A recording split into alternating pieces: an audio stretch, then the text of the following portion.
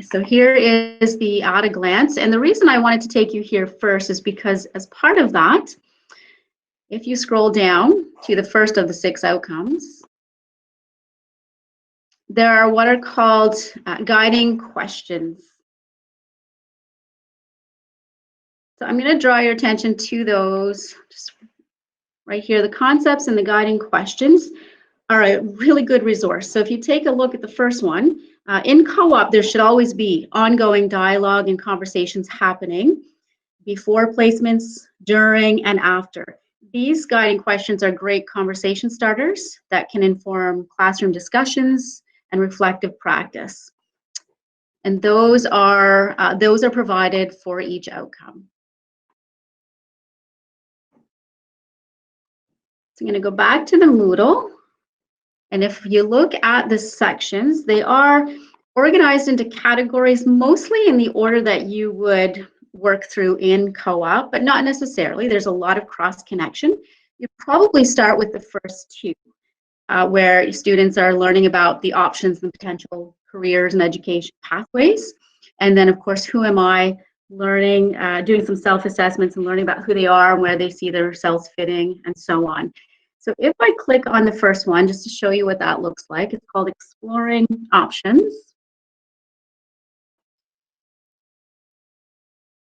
You'll see some lesson plans are provided in here.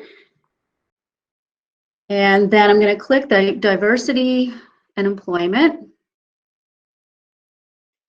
And there's a few in here. I'm just going to open up diversity and employment equity learning experience just to show you that the format of a lot of the lesson plans we're trying to keep consistent so that they match the competencies and the indicators, and they match guiding questions in the curriculum. I'm going to go back to the Moodle. And if you scroll down, so each one of these, or each circle has a number of lesson plans that are being populated continually. So there are some in there to give you a good start. So if I click down below, another button on resources. So these are additional resources.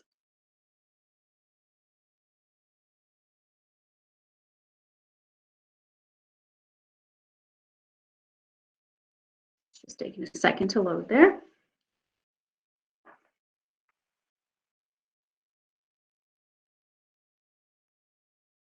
So in this section, lots of resources, lots of folders, all categorized.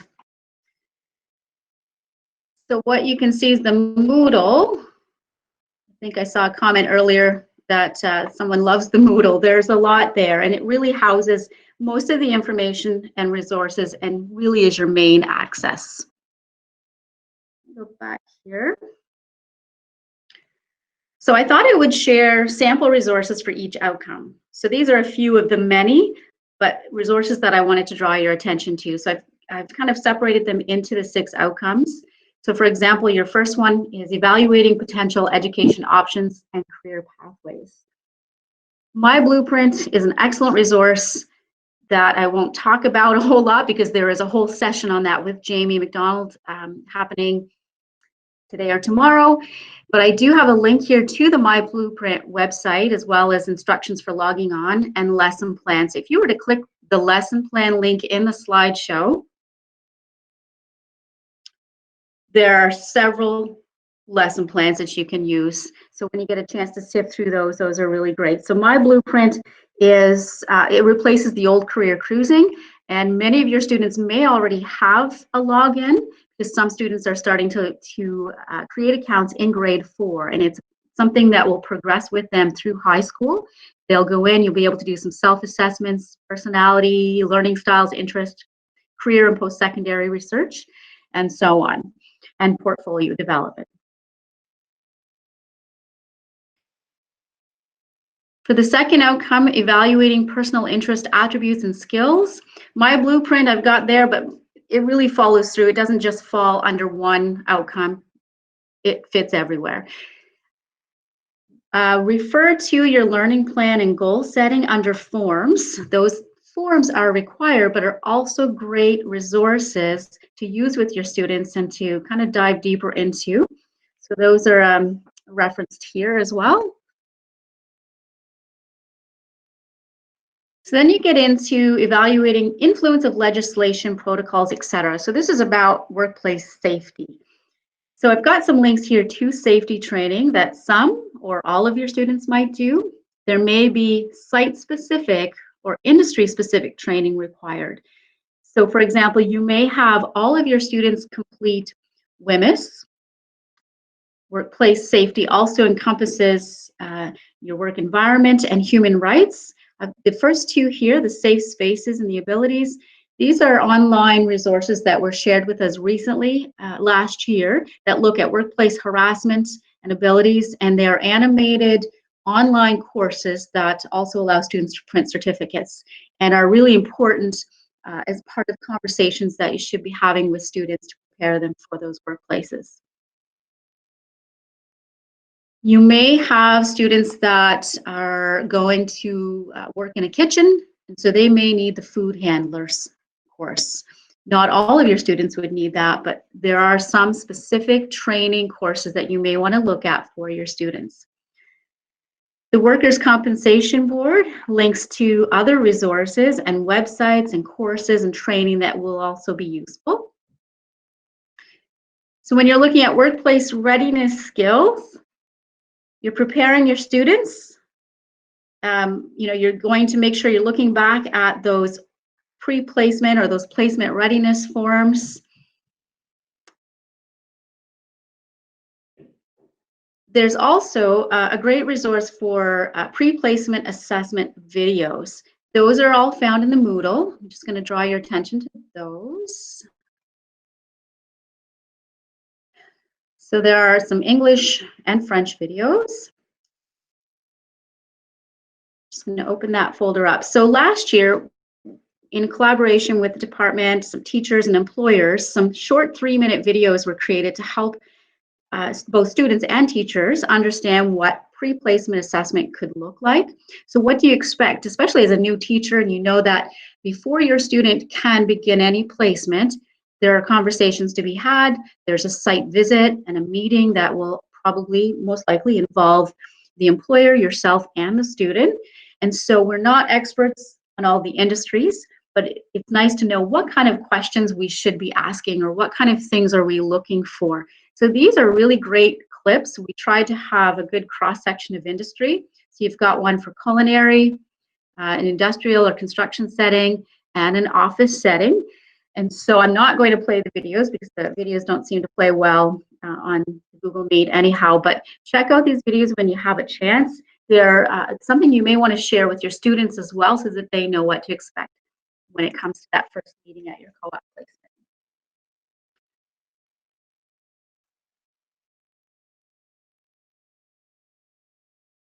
Okay, so workplace readiness, implementing workplace readiness is the doing part. It's putting into practice what those students have learned through their classroom learning experiences. Now they're going to be able to put into practice at their work placement.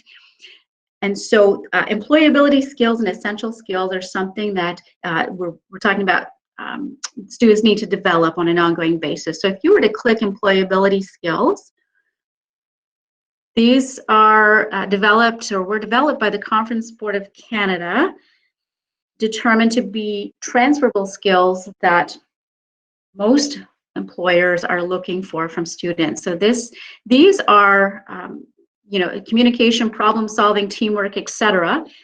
These also show up in the student's learning plan, and they show up in the host evaluation.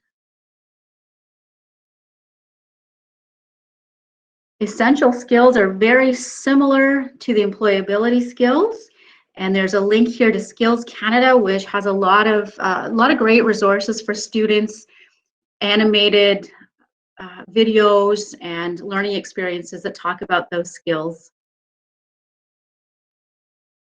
And when we're talking about reflection, of course, this is something that should be ongoing. So it should be happening before, during, and after placements.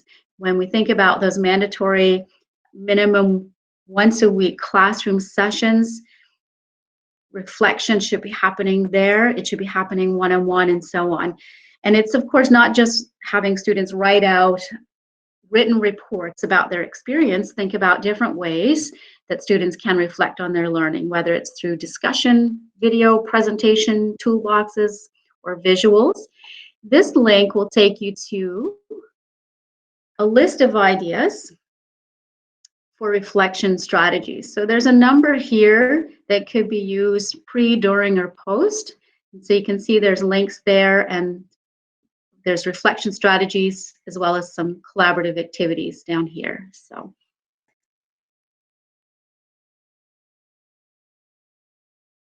all right, take you back to the slideshow.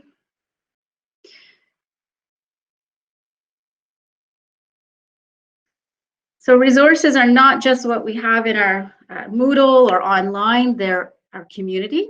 So think about who is in your community. Provincially, we've built relationships with several partners, and in your own regions, there are great partnerships. These are a few of them. Always reach out to your youth pathway consultant in your region to connect and ask questions and find out what specific resources are there for you in your region. The test drive, cans, and serve it up, in particular, should be conversations that you have with your youth pathways consultants. These are partners who offer summer co-op opportunities. However, they're also great resources or people who will come in and present and provide information and resources to your students about those industries. So test drive is automotive, and cans is construction, and serve it up is culinary. My co-op is a document that is currently being revised. I do have a link here to the My Co-op. I'm just not sure if I have it open. I'm not going to open it right now because it might take a while. But if you click that link, it will take you to lots of resources and the pages that come from that My Co-op document. So that is being revised, and the new document should be available, we're hoping, at some point during the school year. So that'll be made available to you. The Working with Your Community document is another resource that talks about how you make connections, how do you ideas or strategies for finding placements and reaching out to the community host and showing appreciation and so on. So thank you everyone for joining. Have a wonderful day.